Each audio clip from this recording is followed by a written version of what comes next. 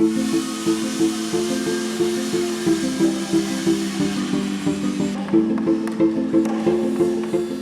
là on est en Normandie, dans les ateliers d'Aimont. On a toute la nef qui est taillée chez nous.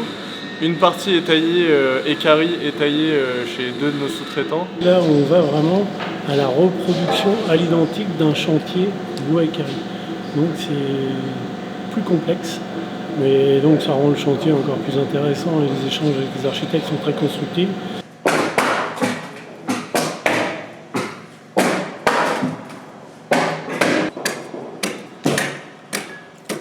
Et si on prend la charpente globale de la partie du Moyen-Âge jusqu'à la flèche 20e, 19e, on a tout le savoir-faire du charpentier depuis ses débuts, au début du Tenon, de Mortaise, jusqu'à aujourd'hui avec le trait de charpente.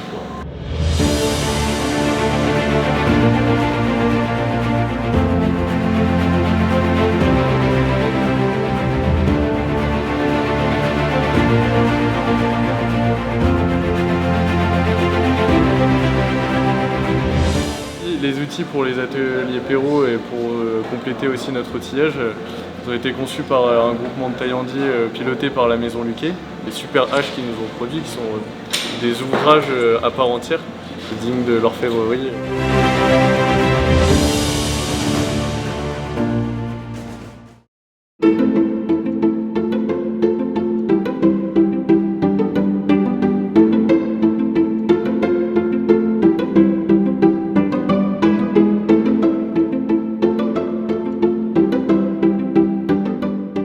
Ce à quoi nous assistons, donc, c'est le levage d'une ferme intermédiaire, d'une des travées des grandes charpentes du chœur, donc qui va être adossée à deux travées complètes installées, donc qui ont été taillées dans l'atelier qui est juste derrière nous, où on voit donc ces éléments de charpente disposés. Alors ça passe par toute une succession d'étapes. Aujourd'hui, on voit le résultat final d'une charpente levée, ce qu'on appelle levage à blanc, donc en essai mais en situation réelle. Ensuite, ce qu'on a sous les yeux ici, ces travées complètes vont être démontées ferme par ferme, pièce par pièce, pour être transportées à Paris, pour être là montées au sommet des murs bahus en situation définitive. On a surtout constitué une équipe pour le chœur et la nef, avec une entreprise qui s'appelle l'entreprise Démon, avec qui on est en groupement, et qui nous a permis d'apporter un savoir-faire que l'on n'avait pas, c'est-à-dire le savoir-faire de l'équarrissage à la hache, puisqu'on a gagné donc le chœur, la charpente du chœur et de la nef de la cathédrale, qui est donc reconstituée avec les méthodes ancestrales. Aujourd'hui, c'est un moment très important parce que c'est la concrétisation de plusieurs années d'études. Et on a eu un travail énorme d'abord de conception, parce que même si on les connaissait très bien, il fallait vérifier que les charpentes puissent être reconstruites à l'identique, qu'on ait les ressources, qu'on ait les matériaux, qu'on ait les savoir-faire, savoir quelle technique est-ce qu'on allait employer. On a choisi de tailler à la main sur du bois vert, pour refaire vraiment comme au XIIIe, pour avoir les mêmes qualités techniques et les mêmes qualités de vieillissement de la charpente qu'au XIIIe siècle, avec des échanges extrêmement nourris entre les charpentiers, les architectes, les ingénieurs, pour garantir la meilleure qualité des charpentes, tant d'un point de vue patrimonial que d'un point de vue technique. Et là, je suis très heureux parce qu'on a vraiment réussi à obtenir ce qu'on voulait. On a maintenu le plus haut niveau de qualité. On est vraiment exactement dans les charpentes du XIIIe siècle. Donc c'est l'objectif qu'on s'est fixé et là on y arrive aujourd'hui.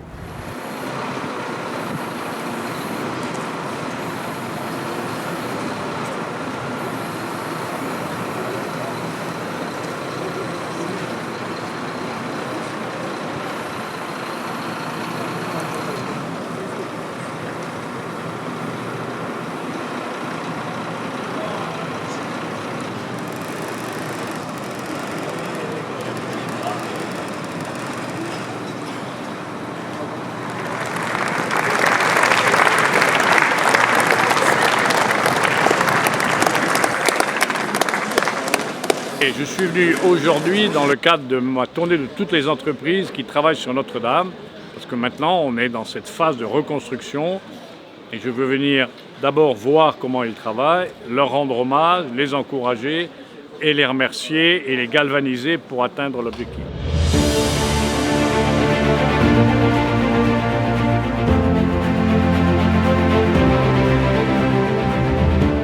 On est très fiers aujourd'hui parce que ce chantier il permet de déployer à une grande échelle un savoir-faire qui était relativement confidentiel avant, qui est l'équarrissage et la taille manuelle à la doloire, donc à la hache.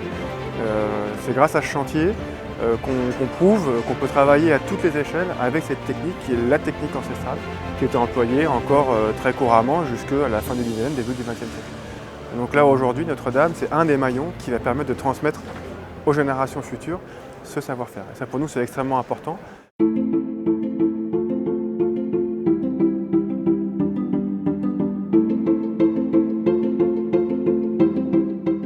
Ce qui va être plus solide, c'est que chaque pièce de bois, il y a le cœur dedans au centre de la pièce. Si on a besoin d'une grosse pièce, on prend un arbre très gros. Une petite pièce, un arbre qui convient au diamètre. Donc ça, c'est la règle. Alors, c'est extrêmement important d'aller voir les charpentiers chez eux, d'aller les remercier, d'aller les encourager, parce que, en définitive, cette reconstruction de Notre-Dame, dont on veut que ce soit finalement un chef-d'œuvre, c'est largement à eux qu'on le devra.